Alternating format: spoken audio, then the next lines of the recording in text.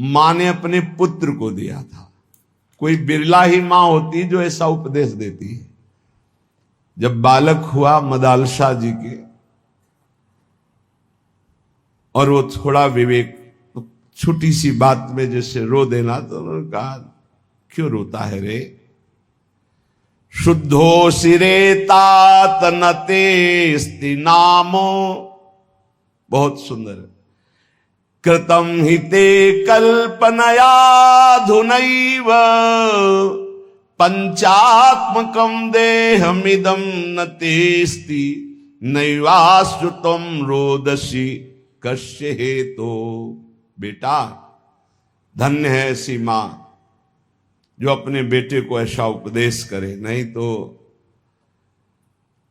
कितने ऐसे नौजवान भाई जो सत्संग सुनकर उत्साह में भरकर विषयों का त्याग करके घर गृहस्थी में ही रहकर भजन करना चाहते, पूरा परिवार उनका विरोध करने लगा। कैसा परिवार है? नरकगामी बनाने के लिए उत्साहित हो और अपने बेटे को परम पद में, सबसे ऊंचे पद में बैठने के लिए जब वो तैयारी कर रहा है तो तुम उसे गिरा रहे हो। तुम मां हो, पिता हो, सुहृद हो या दुश्मन हो। जाके प्रिय न राम वैदेही तजिए ताहे कोटि बैरी सम जद्यप परम सनेही। कोई भी हो, भगवत मार्ग मत छोड़ना, बड़े भाग्य से प्राप्त होता है। ये सब माया के पार्षद हैं जो मना करते हैं कि भजन न करो, पाठ न करो, सेवा न करो। देखो, असत क्रियाओं को मना नहीं करते, गंदी क्रियाओं को मना नहीं करते, भगवत क्रियाओं को मना करते। और धन्य है माता मदालशाह जिन्होंने कहा, ए क्यों रोता है तू? शुद्धो सिरे तात नतेस्ति नाम। बेटा, तू शुद्ध आत्मा है, तेरा यह कोई नाम नहीं है, शरीर का नाम है। तू कल्पित नाम से युक्त पुकारा जा रहा है, तेरा नाम नहीं है, तेरा यह शरीर नहीं है। इस शरीर पंचभूतों का ढांचा है, तू शरीर नहीं है। ना ये तेरा है ना तू इसका है। बेटा, किस लिए रो रहा है? शुद्धो सिरे तात नेतेस्ते नाम, तेरा नाम नहीं है। कृतम ही ते कल्पना युधा नहीं। ये कल्पना है, कल्पना तूने कामनाएं की, उसी की वजह से तू शरीर में फंस गया। तू शरीर नहीं है, पक्की बात।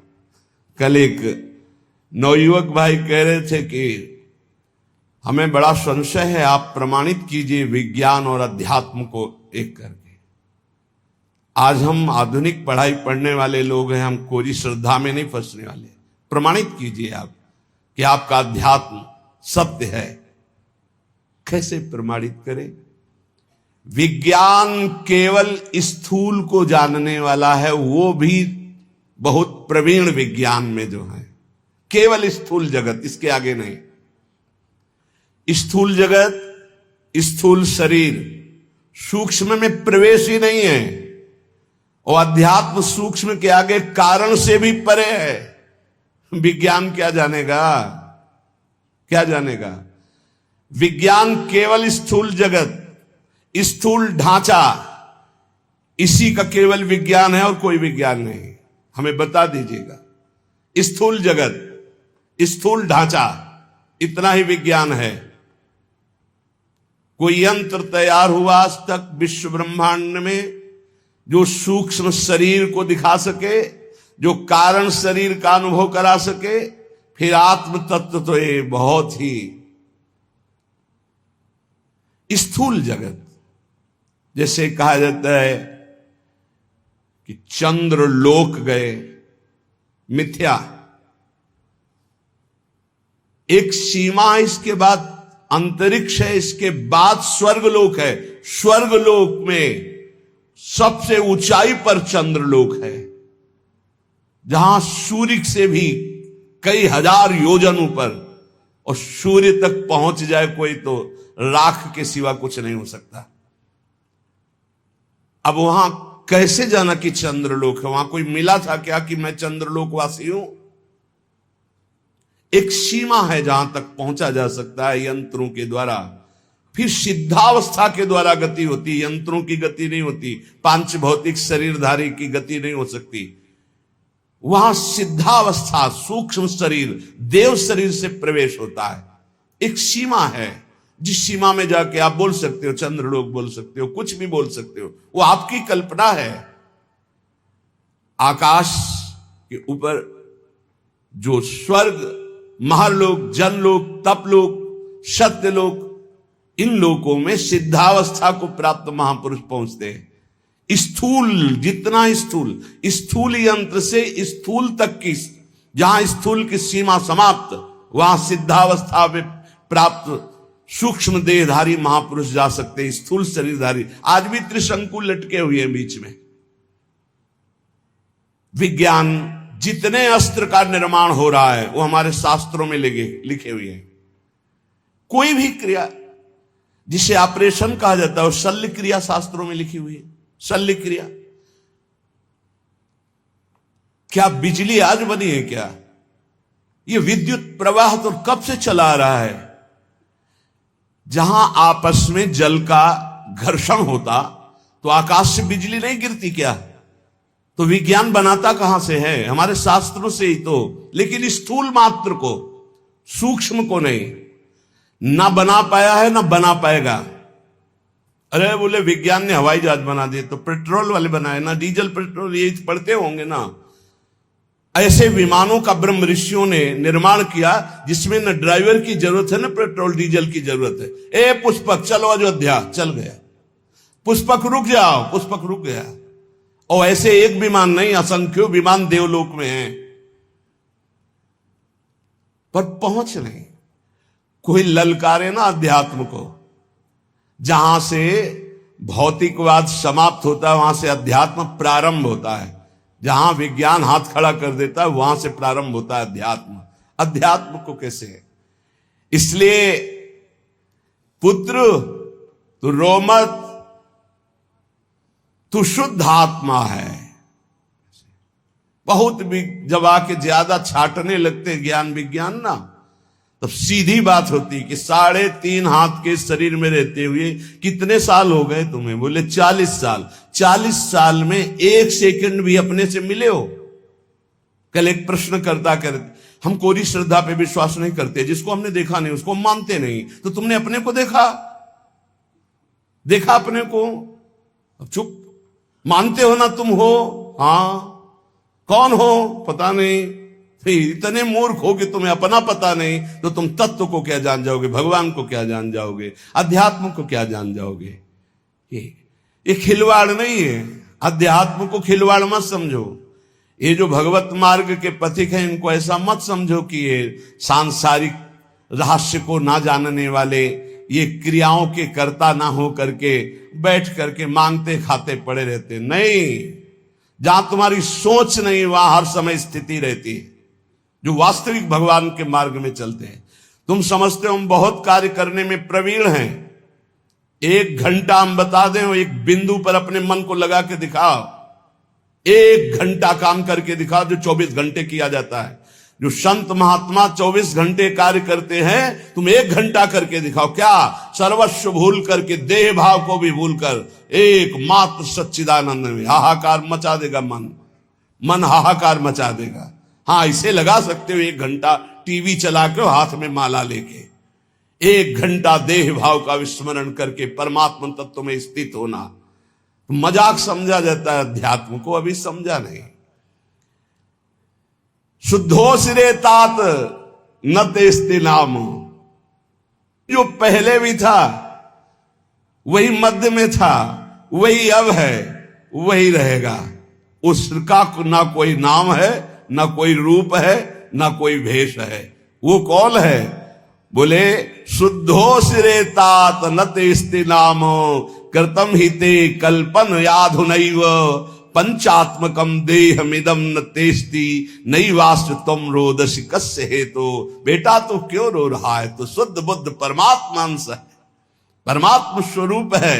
ये 5 भौतिक देह तेरा नाम नहीं है। ना तू देह है, ना ये तेरा देह है, न देह का नाम तेरा है। किसके लिए रो रहा है? धन्य है माता ऐसी जो अपने पुत्र को शुद्ध ब्रह्म ज्ञान का उपदेश दिया। नवा भवान रोदिति वै स्वजन्मा शब्दो यमासाद्य महिष सूनुम विकल्पमाना विविधा गुणास्ते गुणाश्च बहुता सकलेन्द्रियेषु। तात तू समझ, ये रोना भी क्रिया तेरे में नहीं हो रही। तू आनंद स्वरूप है, तेरे में रोना कभी हो ही नहीं सकता। राजकुमार, ये तेरे शरीर का संबोधन किया जा रहा है, तेरा नहीं। ये इंद्रियां तेरी नहीं, तू इंद्रियों का नहीं, तो शुद्ध बुद्धात्मा है। तेरे में ना गुण है ना अवगुण, तो गुण और अवगुण दोनों से अतीत सच्चिदानंद स्वरूप है।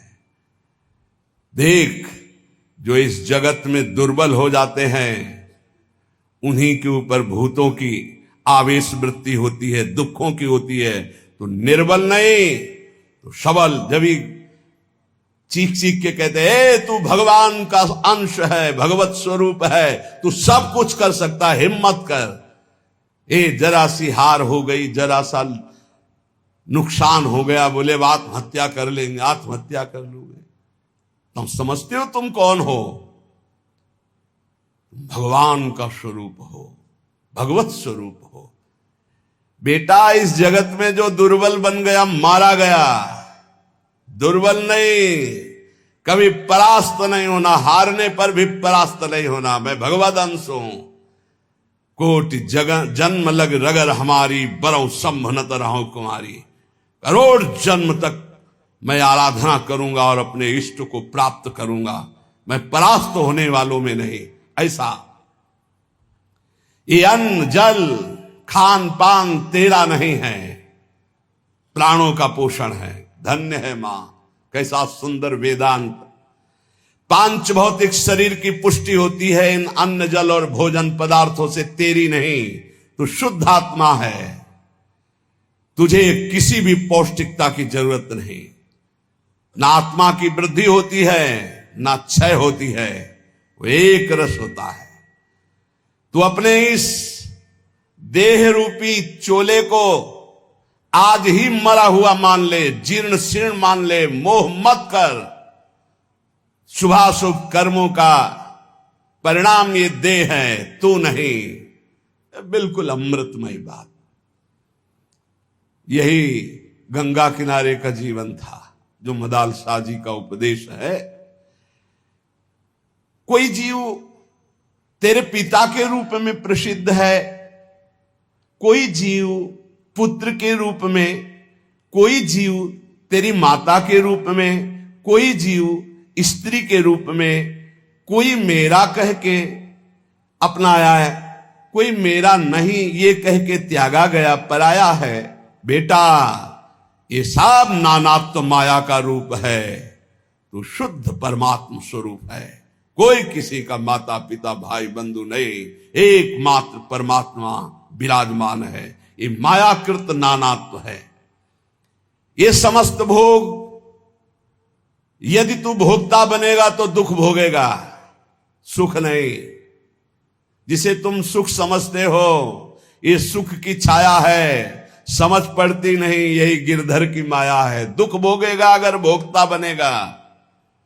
ये मूढ़ चित्त मानव उद्धार करने के लिए अपना आया है, पर वो भोगों में फंस के फिर मलिन हो जाता है, सोचता मैं सुख प्राप्ति का उपाय कर रहा हूं। बेटा, जो विद्वान है वो कभी अंतःकरण को मोह से आच्छादित नहीं होने देता, वो कभी भोग जनित सुखों को सुख नहीं मानता, इसलिए कभी दुख नहीं भोगता। बेटा, कभी दुख में नहीं भोगना, तुझे महासुख में निमग्न होना है। बेटा, इस मार्ग में चलने पर काम वेदना पीड़ित करती है। किसी का मुस्कुराना, किसी का रूप प्रदर्शन करना, ये हड्डी और मांस और चमड़े के लेप का प्रदर्शन है। मां बोल रही है मदाल शाह। किसी का मुस्कुराना, किसी का हाव भाव प्रकट करना, बेटा ये हड्डी के ऊपर लगे हुए मांस और चमड़े की चमक का प्रदर्शन है।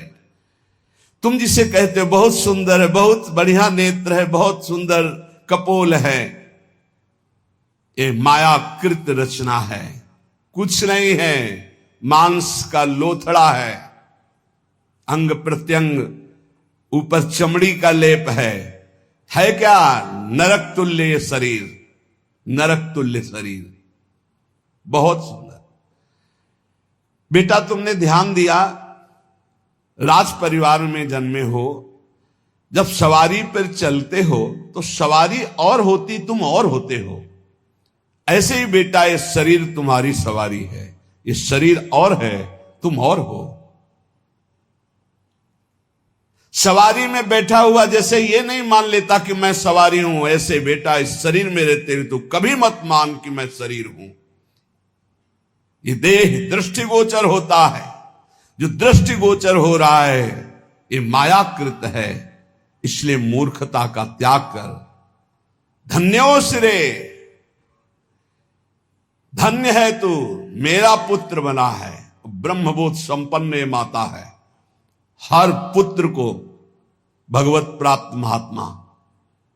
जब आखिरी पुत्र को राजा ने कहा कि मुझे दे दो, मेरा भी अधिकार है, जैसे माता का अधिकार है, तब उससे कहा कि बेटा मैं तुम्हें परम हित की बात बता रही हूं, प्रतिदिन बिना ब्रह्म ऋषियों को भोजन कराए भोजन मत पाना। ये उनके लिए उपदेश है जो गृहस्थ धर्म में, इनको तो सबको बैरागी बनाकर ब्रह्मबोध प्राप्त करा दिया। मां ही परम गुरु हुई। बड़ी महिमा है इस मदालसा माता की। धन्य है कोई ऐसी माता होती होंगी जो अपने पुत्र को भगवत प्राप्ति का, कि अब बेटा तुझे किसी और मां की गर्भ में नहीं जाना पड़ेगा। मैं प्रण करती हूं, अपने पति से कहा था मदालसा जी ने, अगर मेरे गर्भ में जो भी जीव आएंगे तो उनको ब्रह्मबोध करा के ही छोड़ूंगी, दोबारा किसी मां के गर्भ में जाए ऐसा नहीं होने दूंगी। जब आखिरी पुत्र को रोक लिया तब उन्होंने कहा बेटा बिना ब्रह्म ऋषियों को भोजन कराए भोजन मत करना। बंधु बांधवों की इच्छाओं को पूर्ण करने की में तत्पर रहना, किसी की जैसे पदार्थ हैं, वस्तुएं हैं, पहले अपने बड़े बुजुर्गों को, बालकों को, सबको देके फिर प्रयोग करें। अपने हृदय में सदैव सबकी भलाई का ध्यान रखना। गृहस्थ धर्म में रहते हुए ये बातें समझ लीजिए। धन्य है वो जिनकी रसोई में कोई अतिथि रोज पाते रहते, संत महात्मा वैष्णव जन। इसीलिए ब्रजवासी जन धन्य है, 2500 संत जो है रोज माधुकरी मांगते इनके दरवाजे में। अब तो कलिकाल का समय आ गया तो गांव नगरों में अब वैसी लाभ वृत्ति नहीं रह गई, क्योंकि संत जन धाम और तीर्थों का आश्रय लेके भजन करने लगे। अब भ्रमण करें तो लोग कहते हैं बच्चा चोर है, मार डालते हैं, घेर लेते हैं, लाठियां चलाते हैं। कैसा प्रभाव कलयुग का है। अरे ऐसे घेर के सैकड़ों लोगों ने मिलकर के संतों को मारा कि पूछो मत, जैसे कोई जंगली जानवर आ गया हो। अरे भाई यदि तुम्हें लगा कि ये चोर है या ये अमुक है तो तुम्हें बंदी बना लेना चाहिए, कमरे में बंद कर देते, दिन में आप जांच करते। तुम इतने लोग थे, ऐसे कैसे मार दे। तो आजकल भ्रमण का भी समय नहीं रह गया। नहीं तो पहले सब नगर गांवों को सौभाग्य मिलता था, दंडी सन्यासी वैष्णव जन जा जाकर के भिक्षान्न पाते, उनकी बुद्धि शुद्ध होती। अब वो भी नहीं सौभाग्य गृहस्थों को रह गया, कहीं कहीं ऐसा सौभाग्य। जो सदैव अपनी रसोई में बने हुए अन्न को गौग्रास निकालता है, पक्षियों के लिए निकालता है, अतिथि को भोजन कराता है, उसकी गृहस्थी पावन हो जाती है, गृहस्थ धर्म उसका पावन हो जाता है। अपने मन में सदैव श्री हरि के नाम का चिंतन करना,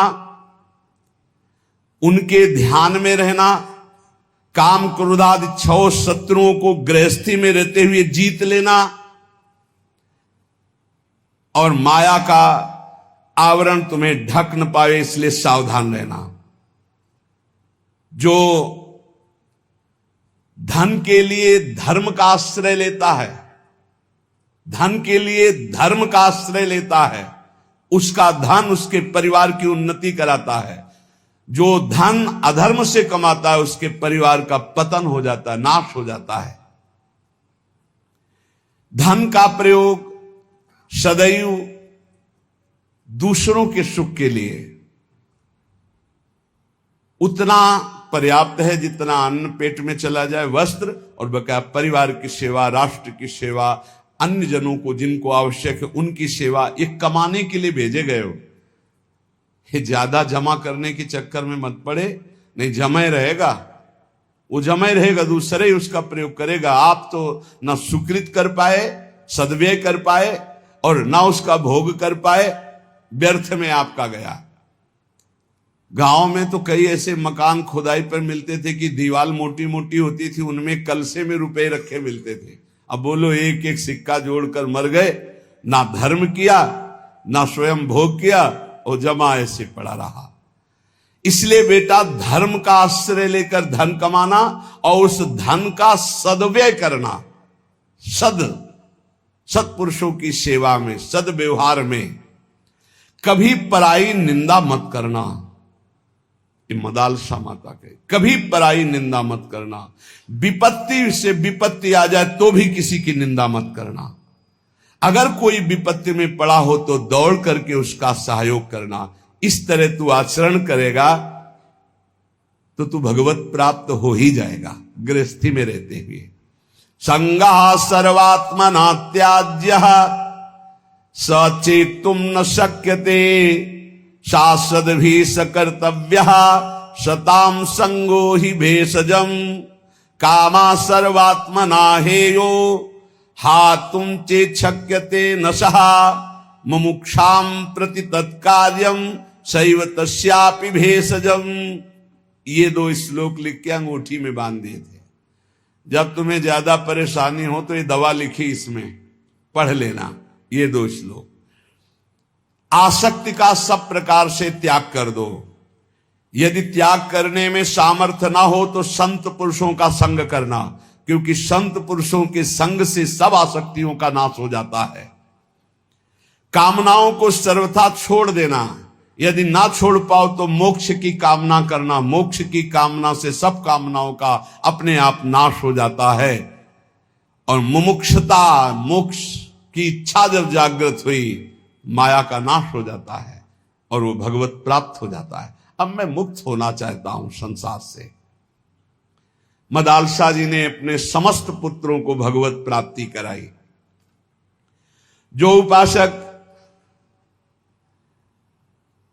भगवत तत्व में स्थित होना चाहता है तो गुरु शुश्रूषणम सत्यम अक्रोधो दानमेव च एतच्चतुष्टयम् ब्रह्मन् शिष्टाचारेषु नित्यदा। जैसे शब्द सुने गए और वो हृदय में जाकर हमारी व्याकुलता पैदा कर दें। जैसे आज सुना कि तू देह नहीं, शुद्ध बुद्ध आत्म तत्व है, हर विकार इससे मिटाया जा सकता है। पर वो टिके कैसे?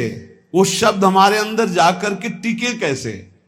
तो कह रहे ये 4 बातें जिनमें हैं तो परमार्थ के शब्द अंदर गूंजने लगते हैं और उसका परिवर्तन कर देते हैं। सबसे पहले संत कृपा होती है, तभी वो शब्द हमको सुनने को मिलते हैं। कभी कभी ऐसा होता है कि पूर्ण भ्रष्ट आदमी के कान में भी जो भगवान के भजन में मगन संत जन है, उनकी जब बातें पड़ती तो जबरदस्ती उनका परिवर्तन कर देती है। उनका पावर जो भजन का है, कृपा का है गुरुजनों के, वो शब्द के साथ जाता है और जीव का परिवर्तन कर देता है। पर उससे आगे बढ़ने के लिए, जैसे देखा गया 4-6 महीने तो ठीक चला, हम फिर फिसल गए। वो उनके वचन का पावर आपको बिल्कुल नार की स्थिति से ऊपर उठाया था। अब आपको संभल के चलना पड़ेगा। ऐसा नहीं कि जीवन भर बस वो काम कर जाएगा, नहीं। एक बार आपको निकाल के अब फिर दलदल में गिरोगे, जाके तुम मरो। आगे ठीक से चलो। ठीक से कैसे चल पाएंगे? तो कह रहे गुरु शुश्रूषणम सत्य मक्रोधो दानमेव च। शिष्टाचार की यहां व्याख्या नहीं कर रहे गुरु शुश्रूषण। यहां कहें गुरुदेव को समर्पित होकर उनकी सेवा के द्वारा जो हमारे अंदर गंभीरता आती है, सहनशीलता आती है, भागवतिक सद्गुण आते हैं, वही हमको इस मलिन माया के आकर्षण से बचाते हैं। जब हम गुरु सेवा में, तो फिर ये प्रश्न आ जाता है कि क्या सबको कहां इतना टाइम है और गुरु को इतना टाइम कहां है कि सबकी सेवा ले। तो गुरु सेवा आज्ञा होती है, आज्ञा। ये जो सत्संग हो रहा है, ये जो एकांतिक हो रहा है, ये जो आपको उपदेश मिल रहे हैं, इनका पालन करना ही गुरु सेवा है।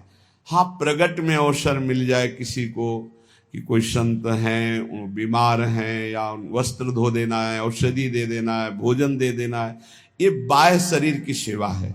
आंतरिक गुरु सेवा है उनकी आज्ञा का, और ये सब कोई कर सकता है, आज्ञा पालन।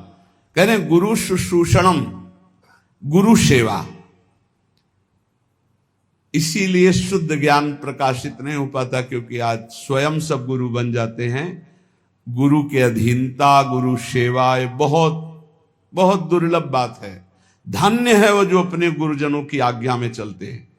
नहीं, यहां सब प्रारंभ से ही मान के भोक्ता बन जाते हैं, प्रारंभ से ही गुरुगिरी हृदय में आ जाती कि मैं, वो बिगड़ गया।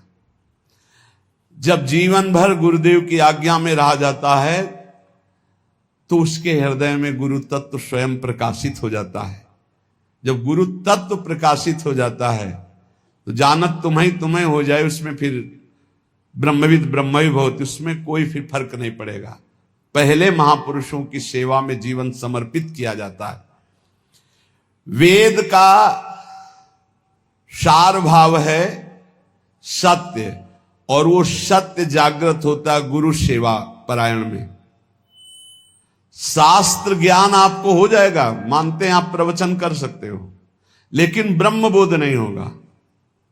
इसलिए वेद स्पष्ट कहता है, नायम आत्मा प्रवचनेन लभ्या न मेधया न बहुना श्रुतेल। ना प्रवचन करने वाले को आत्मबोध होता है, न बहुत सुनने वाले को आत्मबोध होता है, ना बहुत बुद्धिमान को होता है। बोले किसको होता है? बोले आत्मा जिसको वर्ण कर लेती है। आत्मा क्या? गुरुदेव। आत्मा हरिवंश, आचार्य गुरुदेव जिसको कृपा करके वर्ण कर लेते हैं, उसे ब्रह्म बोध हो जाता है। कृपा करके वर्ण, जो उनकी आज्ञा पे चलता है। भगवान श्री राम जी ने कहा कि वही मेरा सेवक है जो मेरे अनुशासन में रहे, मेरी